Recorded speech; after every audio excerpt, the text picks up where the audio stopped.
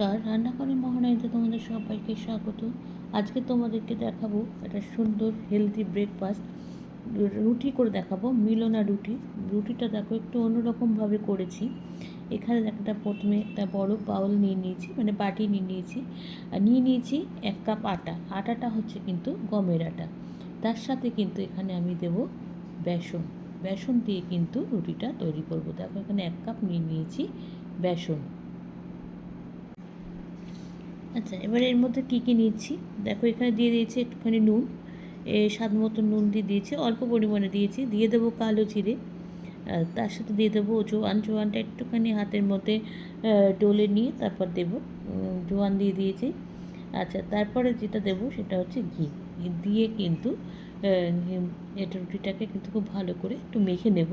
এবার দিয়ে দেবো দেখো অল্প ঘিটাও বেশি দেবো না, ঘিটা অল্প পরিমাণে দেবো। দিয়ে তারপরে কিন্তু এটাকে ভালো করে মেখে নেব। আর এখনকার ঘি গরমের সময়তেও কিন্তু ঘি দেখো গলে না, জমাই থাকে। তাই জন্য কিন্তু এভাবে চামচের মাথা দিয়ে কিন্তু বের করে নিচ্ছি।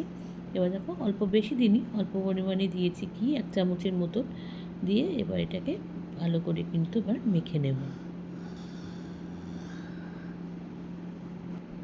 আচ্ছা, ওইভাবে মেখে কিন্তু আমি কিছুক্ষণ এটাকে ঢেকে রেখে দিয়েছিলাম। এবার কিন্তু এটাকে ঘরের টেম্পারেচার, মানে যে জলটা আমরা খাই সেই জল দিয়ে কিন্তু আস্তে আস্তে অল্প অল্প জল দিয়ে আমি এটাকে মেখে নেব।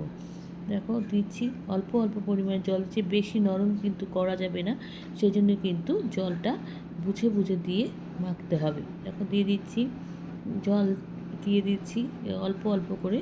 এবার এটাকে সুন্দর করে কিন্তু ডোটাকে মেখে নেব, তাহলে কিন্তু রুটিটা সুন্দর হবে। যত সুন্দরভাবে মাখবে তত রুটিটাও কিন্তু তত সুন্দর করে হবে।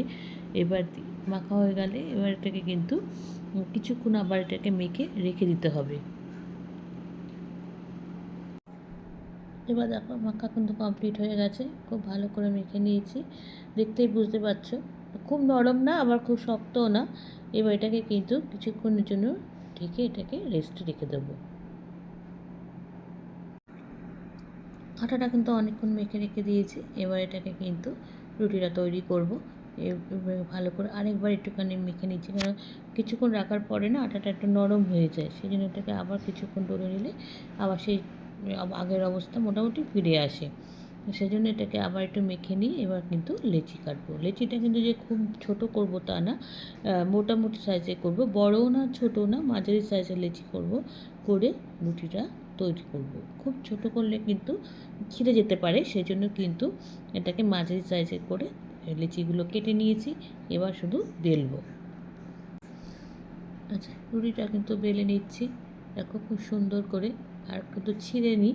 আর আর সবসময় আলতো হাতে কিন্তু বেলতে হয়। বেলাটা কিন্তু খুব জোরে বেললে কিন্তু রুটির উপরটা প্রেশার পড়ে, তখন কিন্তু রুটিটা ছিঁড়ে যাওয়ার সম্ভাবনা থাকে। তাই জন্য কিন্তু এটাকে আলতো হাতে বেলে নিতে হবে। দেখো রুটিটা কিন্তু এবার তুলে নিচ্ছি, মোটামুটি হয়ে গেছে। আর পাতলা দেখো যে বড় করেছি বলে কিন্তু মোটা না, বেশ পাতলা করে বেলেছি। এবার চলো একটা একটা করে সব কটা কিন্তু এবার বেলে নেব। আচ্ছা, আমি কিন্তু এখানে একটা ননস্টিকের ফ্রাই প্যান নিয়ে নিয়েছি। এর মধ্যে এবার রুটিটাকে দিয়ে দেবো। এবার আস্তে আস্তে রুটিগুলো করে নেব। আর ফ্রাই প্যানটা কিন্তু আমি বেশি একটু গরম করে নিয়েছি, তারপর রুটিটা দিয়ে দিয়েছি। রুটিটা কিন্তু সেঁকে নিচ্ছি। দেখো যেহেতু বেসন দিচ্ছি না, রুটিটা কিন্তু একটু হালকা হলুদ হলুদ হচ্ছে। হ্যাঁ, এটা কিন্তু যেহেতু বেসন দেওয়ার জন্য। এবার দেখো আর বেশ ভালো করে ভাজতে গেলেও কিন্তু একটু তাড়াতাড়ি এটাকে একটুখানি রুটিটা একটুখানি মনে হচ্ছে পুড়ে যাচ্ছে, তা না, কিন্তু এটা কিন্তু সেঁকে নিচ্ছি খুব ভালো করে। এবার এটাকে ভালো করে সেঁকে নিয়ে তারপর পরপর সবকটা রুটি করে তোমাদেরকে দেখাচ্ছি রুটিগুলো কেমন হয়েছে।